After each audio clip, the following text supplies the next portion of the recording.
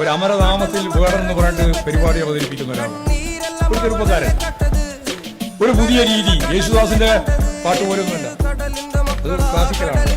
ഇതൊരു പ്രത്യേക ടൈപ്പ്. അയാൾ തന്നെ എഴുതുക, അയാൾ തന്നെ സംഗീതം ചെയ്യുക, അയാൾ തന്നെ പാടുക. ഭയങ്കര കരുത്താണ്. അത് ഈ പിന്നണിയിൽ നിൽക്കുന്ന ജനതയുടെ ഒരു ഉയർത്തെഴുന്നേൽപ്പാണ്. അതിനുവേണ്ടി അംബേദ്കറിനെ പറ്റി, അതുപോലെ തന്നെ വളരെ പ്രധാനപ്പെട്ട അത്തരത്തിലുള്ള നവോത്ഥാന നായകന്മാരെ പറ്റി, അവരെ പറ്റിയെല്ലാമുള്ള അതിശക്തിയായ രീതിയിലുള്ള കരുത്തുള്ള പാട്ടാണ് അദ്ദേഹം പാടുന്നത്.